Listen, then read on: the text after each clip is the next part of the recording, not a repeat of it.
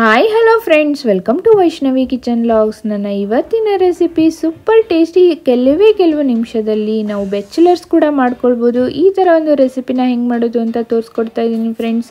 ಅದಕ್ಕಿಂತ ಮುಂಚೆ ಯಾರೆಲ್ಲ ನನ್ನ ಚಾನಲ್ಗೆ ಸಬ್ಸ್ಕ್ರೈಬ್ ಮಾಡದೆ ನೋಡ್ತಾ ಇದ್ದೀರೋ ಪ್ಲೀಸ್ ಸಬ್ಸ್ಕ್ರೈಬ್ ಮಾಡ್ಕೊರಿ ಹಾಗೂ ಬೆಲ್ ಐಕನನ್ನು ಪ್ರೆಸ್ ಮಾಡಿ. ನಾನು ಹಾಕೋ ವಿಡಿಯೋಸ್ ನಿಮಗೆ ಮೊದಲು ನೋಟಿಫಿಕೇಷನ್ ಬರುತ್ತೆ.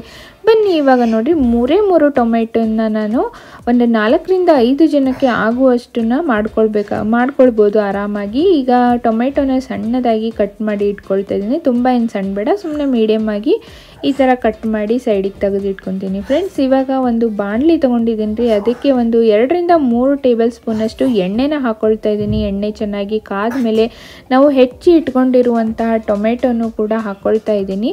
ಹಾಕ್ಕೊಂಡು ಚೆನ್ನಾಗಿ ಸಾಫ್ಟ್ ಮಾಡ್ಕೋಬೇಕಾಗುತ್ತೆ. ಇದನ್ನು ನೋಡಿ ಚೆನ್ನಾಗಿ ಫ್ರೈ ಮಾಡ್ಕೊಳ್ಳಿ ಒಂದ್ಸಲ. ಇದನ್ನ ಏನಂದರೆ ಸ್ಪೂನಿಂದ ಮಿಕ್ಸ್ ಮಾಡಿಕೊಂಡು ನೆಕ್ಸ್ಟ್ ಇದಕ್ಕೆ ಅರಿಶಿಣ ಪುಡಿನ ಹಾಕ್ಕೊಳ್ತಾ ಇದ್ದೀನಿ. ಆಮೇಲೆ ನೆಕ್ಸ್ಟು ಉಪ್ಪನ್ನು ಹಾಕ್ಕೊಳ್ಬೇಕಾಗುತ್ತೆ. ಉಪ್ಪು ನೋಡಿ ಹಾಕ್ಕೊಳ್ಳಿ, ರುಚಿಗೆ ತಕ್ಕಷ್ಟು. ಸ್ವಲ್ಪ ಕಡಿಮೆ ಹಾಕ್ಕೊಳ್ಳಿ, ಆಮೇಲೆ ಬೇಕಿದ್ದರೆ ಮತ್ತೆ ಎಕ್ಸ್ಟ್ರಾ ಹಾಕ್ಕೊಳ್ಬೋದು. ತುಂಬ ಜಾಸ್ತಿ ಆದರೆ ಏನಾಗುತ್ತೆ ಅಂದರೆ ಕಡಿಮೆ ಮಾಡೋಕ್ಕಾಗೋದಿಲ್ಲ. ಅದಕ್ಕೋಸ್ಕರ ರುಚಿಗೆ ತಕ್ಕಷ್ಟು ಉಪ್ಪನ್ನು ಹಾಕ್ಕೊಂಡು ಇನ್ನೊಂದು ಸರಿ ಚೆನ್ನಾಗಿ ಮಿಕ್ಸ್ ಮಾಡಿ ಇದನ್ನು ಮುಚ್ಚಳ ಮುಚ್ಚಿ ಒಂದು 5 ನಿಮಿಷದವರೆಗೂ ಇದನ್ನು ಸಾಫ್ಟ್ ಆಗೋಕ್ಕೆ ಬಿಟ್ಬಿಡಬೇಕು. ಅಲ್ಲಿವರೆಗೂ ನೋಡಿ, ಇಲ್ಲಿ ನಾನು ಒಂದು ಆಲೂಗಡ್ಡೆನ ಈ ಥರ ಸ್ಲೈಸಸ್ ಮಾಡಿ ಇಟ್ಕೊಂಡಿದ್ದೀನಿ. ಒಂದೇ ಒಂದು ಆಲೂಗಡ್ಡೆ, 3 ಟೊಮೆಟೊ, 1 ಆಲೂಗಡ್ಡೆಯಿಂದ ನೋಡಿ ಎಷ್ಟು ಚೆನ್ನಾಗಿ, ಎಷ್ಟೊಂದು 4ರಿಂದ 5 ಜನಕ್ಕೆ ಆಗುವಷ್ಟು ನಾವು ಗ್ರೇವಿನ ಮಾಡ್ಕೋಬೋದು. ಕ್ವಿಕ್ಕಾಗಿ ಮಾಡ್ಕೋಬೋದು ಫ್ರೆಂಡ್ಸ್. ಇದನ್ನ ಅರ್ಜೆಂಟಿಗೆ ಬೇಕಂದಾಗ ಈ ಥರ ಮಾಡ್ಕೊಳ್ಳಿ. ನೋಡಿ ಟೊಮೆಟೊ ಫುಲ್ ಸಾಫ್ಟ್ ಆಗಿದೆ. ನಾನು ಇನ್ನೊಂದು ಸ್ಪೂನಿಂದನೂ ಕೂಡ ಇದನ್ನು ಸಾಫ್ಟ್ ಮಾಡ್ತಾ ಇದ್ದೀನಿ. ಇಲ್ಲಾಂದರೆ ಒಂದು ಸ್ಮ್ಯಾಶರ್ ಇದ್ದರೆ ಅದರಿಂದ ನೀವು ಮಾಡ್ಕೊಳ್ಬೋದು. ಯಾಕಂದರೆ ತಿನ್ನುವಾಗ ಸಿಪ್ಪೆ ಟೊಮೆಟೊ ಸಿಪ್ಪೆ ಥರ ಬರಬಾರ್ದು. ಈ ಥರ ಮಾಡೋದ್ರಿಂದ ಗ್ರೇವಿನೂ ಕೂಡ ಚೆನ್ನಾಗಿ ಬರುತ್ತೆ. ಅದಕ್ಕೋಸ್ಕರ ನಾನು ಯಾವಾಗಲೂ ಇದೇ ಥರ ಮಾಡೋದು. ಮತ್ತು ಪ್ಯೂರಿನೂ ಮಾಡಿ ಹಾಕ್ಬೋದು, ಬಟ್ ಅದು ಅಷ್ಟು ಟೇಸ್ಟ್ ಬರೋದಿಲ್ಲ. ಈ ಥರ ಟೇಸ್ಟ್ ಅದರಲ್ಲಿ ಬರೋದಿಲ್ಲ. ಇವಾಗ ನೆಕ್ಸ್ಟ್ ನಾನು ಖಾರದ ಪುಡಿನ ಹಾಕ್ಕೊಳ್ತಾ ಇದ್ದೀನಿ ಫ್ರೆಂಡ್ಸ್. ಒಂದು 2ರಿಂದ 3 ಸ್ಪೂನಷ್ಟು ನಾನು ಖಾರದ ಪುಡಿನ ಹಾಕ್ಕೊಂಡೆ. ಇದು ಮಸಾಲೆ ಪುಡಿ, ನಾನು ಮನೆಯಲ್ಲೇ ಮಾಡ್ಕೊಂಡಿರೋದು. ನಿಮಗೆ ಯಾವುದು ನೀವು ಯೂಸ್ ಮಾಡ್ತೀರಲ್ಲ ಅದನ್ನೇ ಹಾಕ್ಕೊಳ್ಳಿ.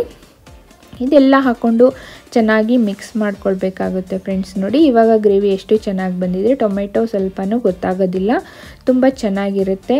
ಇವಾಗ ಇದು ಏನಂದರೆ ಸ್ವಲ್ಪ ಬಿಟ್ಟು ಇವಾಗ ನಾವು ಆಲೂಗಡ್ಡೆನ ಸ್ಲೈಸ್ ಮಾಡಿ ಇಟ್ಕೊಂಡಿದ್ವಲ್ಲ ಅದನ್ನು ಇವಾಗ ಹಾಕ್ಕೊಳ್ತಾ ಇದ್ದೀನಿ. ನೋಡಿ ಫ್ರೆಂಡ್ಸ್, ಎಷ್ಟು ಚೆನ್ನಾಗಾಗುತ್ತೆ ಟೇಸ್ಟ್ ಇದು ಅಂದರೆ. ಮತ್ತು ತುಂಬ ಈಸಿಯಾಗಿ ಮಾಡ್ಕೋಬೋದು. ನಮಗೆ ಟೈಮೇ ಇಲ್ಲದಾಗ ಅರ್ಜೆಂಟಾಗಿ, ಮತ್ತು ಬ್ಯಾಚುಲರ್ಸಿಗೂ ಕೂಡ ತುಂಬ ಯೂಸ್ ಆಗುತ್ತೆ ನೋಡಿ ಫ್ರೆಂಡ್ಸ್. ಇದು ಕಡಿಮೆ ಅಂದರೆ ಕಡಿಮೆ ಇಂಗ್ರೀಡಿಯೆಂಟು, ಆರಾಮಾಗಿ ಮಾಡ್ಕೋಬೋದು ನಾವು. ಇದು ಚಪಾತಿ, ರೊಟ್ಟಿ ಮತ್ತು ಬಿಸಿ ಬಿಸಿ ಅನ್ನಕ್ಕೆ ತುಂಬ ಚೆನ್ನಾಗಿರುತ್ತೆ. ಸಾರು ಬೇಕಂತಲೇ ಇಲ್ಲ, ಈ ಥರ ಒಂದು ಮಾಡಿಕೊಂಡ್ರೆ ಇದನ್ನೇ ಹಚ್ಕೊಂಡು ನಾವು ಅನ್ನನ ಊಟ ಮಾಡ್ಬೋದು. ಇವಾಗ ಇದನ್ನು ಮಿಕ್ಸ್ ಮಾಡಿಕೊಂಡು ಇದಕ್ಕೆ ಸ್ವಲ್ಪ ನೀರು ಹಾಕ್ಕೊಂಡು ಮುಚ್ಚಳ ಮುಚ್ಚಿ ಒಂದು 5 ನಿಮಿಷದವರೆಗೂ ಇದನ್ನು ಮುಚ್ಚಿಟ್ರೆ ಏನಂದರೆ ಆಲೂಗಡ್ಡೆನೂ ಸಾಫ್ಟ್ ಆಗುತ್ತೆ ಮತ್ತು ಮಸಾಲ ಎಲ್ಲನೂ ಅದಕ್ಕೆ ಮಿಕ್ಸ್ ಆಗಿ ಚೆನ್ನಾಗಿ ಹೊಂದ್ಕೊಳ್ಳುತ್ತೆ. ಇವಾಗ ನೋಡಿ ನಾನು 5 ನಿಮಿಷ ಆದಮೇಲೆ ಓಪನ್ ಮಾಡ್ತಾಯಿದ್ದೀನಿ. ಎಷ್ಟು ಚೆನ್ನಾಗಿ ಕೂಡ್ಕೊಂಡಿದೆ, ಎಷ್ಟು ಚೆನ್ನಾಗಿ ಗ್ರೇವಿ ಆಗಿದೆ, ತುಂಬ ಟೇಸ್ಟಿಯಾಗಿಯೂ ಇರುತ್ತೆ ಫ್ರೆಂಡ್ಸ್. ಇದು ನೋಡಿ ರೆಡಿಯಾಗಿದೆ. ಈಗ ಆಲೂಗಡ್ಡೆನೂ ಚೆನ್ನಾಗಿ ಕುದ್ದಿದೆ. ತುಂಬಾ ಕುದಿಬಾರ್ದು ಫ್ರೆಂಡ್ಸ್. ಇದು ಆಲೂಗಡ್ಡೆ ಸ್ಲೈಸ್ ಮಾಡ್ಕೊಂಡಿರೋದ್ರಿಂದ ಸ್ವಲ್ಪ ಬೆಂದರೆ ಸಾಕು, ಚೆನ್ನಾಗಿರುತ್ತೆ. ಇವಾಗ ಮೇಲ್ಗಡೆ ಸ್ವಲ್ಪ ಕೊತ್ತಂಬರಿ ಸೊಪ್ಪನ್ನು ಹಾಕ್ಕೊಂಡು ಗ್ಯಾಸ್ ಫ್ಲೇಮನ್ನು ಆಫ್ ಮಾಡಿ ಇದನ್ನು ಎತ್ತಿ ಇಟ್ಕೊಂಡ್ಬಿಡೋಣ. ನೋಡಿ ಎಷ್ಟು ಈಸಿ ಅಲ್ವಾ, ತುಂಬ ಅಂದರೆ ತುಂಬ ಈಸಿಯಾಗಿರುತ್ತೆ ಈ ರೆಸಿಪಿ.